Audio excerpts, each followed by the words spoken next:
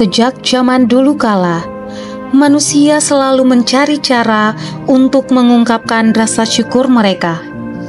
Sebuah tradisi yang melibatkan hati, jiwa, dan tanah tempat mereka berpijak. Persembahan syukur, suatu bentuk penghormatan terhadap kehidupan, alam, dan Sang Pencipta, telah menjadi bagian tak terpisahkan dari perjalanan sejarah manusia. Di berbagai belahan dunia, persembahan syukur telah menjadi simbol ikatan antara manusia dan alam. Alkitab mencatat, tradisi ini sudah ada sejak ribuan tahun lalu. Dari zaman para nabi, tradisi ini sudah dimulai. Tradisi persembahan syukur di dalam gereja itu sebenarnya mengacu pada tradisi persembahan yang dilakukan di zaman Perjanjian Lama oleh misalnya ya Abraham yang kemudian mempersembahkan anaknya itu sebagai korban untuk Tuhan, dan itu dilakukan sebagai bentuk dari ketaatan terhadap apa yang dimintakan oleh Tuhan kepada Abraham, dan ia melakukannya. Tradisi upacara persembahan syukur dilakukan dengan cara yang sakral. Orang-orang biasanya memberikan hasil terbaik, simbol kerja keras, pengorbanan, dan rasa syukur atas kelimpahan yang mereka terima. Jadi kalau misalnya di zaman Perjanjian Lama, korban bakaran yang diberikan oleh para nabi itu umumnya dalam bentuk korban bakaran hewan, dan karena itu korban bakaran itu diberikan oleh umat sebagai bentuk dari penebusan dosa atas kesalahan yang dilakukan, dan kemudian ia wajib untuk memberikan korban bakaran itu, dan ritualnya dilakukan oleh para nabi, oleh imam yang bertanggung jawab dalam seluruh proses ritual itu.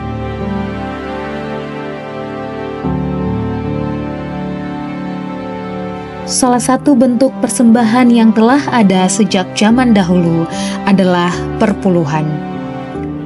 Perpuluhan atau persepuluhan dianggap sebagai simbol rasa syukur dan penghormatan. Persepuluhan itu sudah ada sejak Perjanjian Lama. Malah sebelum Perjanjian Lama pun, praktek itu ada di kalangan masyarakat Timur Tengah kuno. Dalam budaya, pendekatan budaya, kalau seorang tamu mau pergi berkunjung ke kerabatnya atau ke tuan rumahnya, itu biasanya mereka membawa, ya kita sekarang bilang oleh-oleh, ya. Mereka tidak datang dengan tangan kosong. Mereka selalu datang dengan membawa sesuatu barang. Itu tadi budaya Timur Tengah. Dalam Perjanjian Lama, ya, istilah persepuluhan itu dia baru muncul sebetulnya ketika kehidupan orang Israel mulai ditata dalam kehidupan ritual mereka. Memang dalam Kejadian 14 ayat 17, di situ diceritakan Abraham membawa persepuluhan pada Melkisedek. Siapa itu Melkisedek? Dia Raja Sodom. Tapi dia juga disebut sebagai imam besar. Nah, dari situ orang menemukan bahwa persepuluhan itu adalah memberikan sesuatu dalam rangka ritual.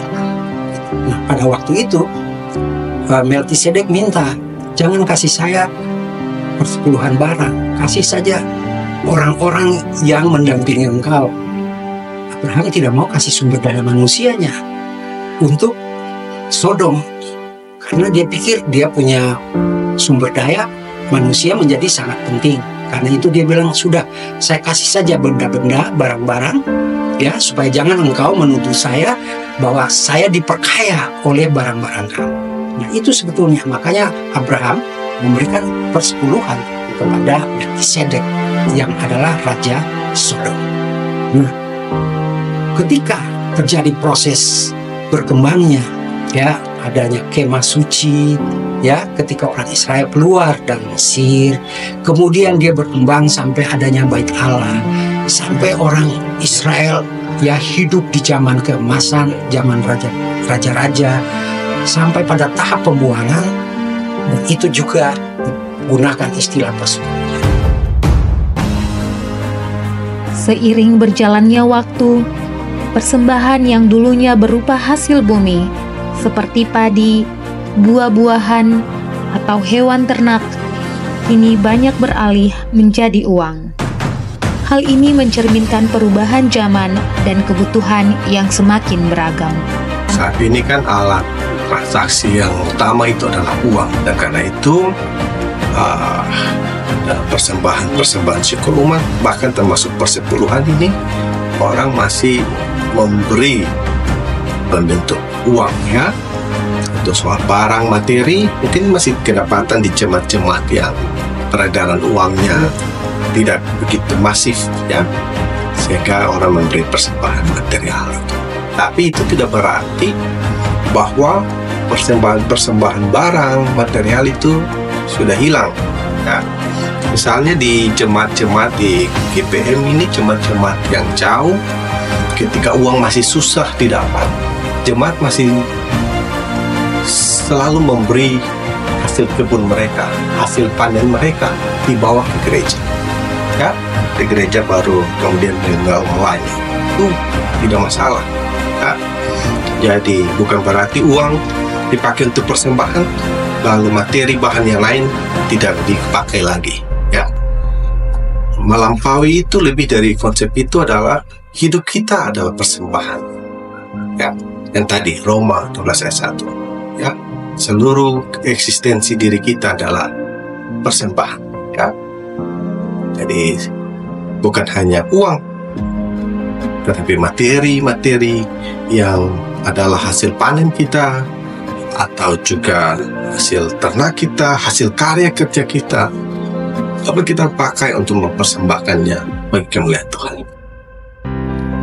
Dari sejarah kita belajar, lewat syukur kita melangkah. Inilah kisah iman yang terus dipersembahkan, warisan rohani yang meneguhkan perjalanan gereja. Teruslah memberi dan jadilah berkat bagi seluruh ciptaan Tuhan.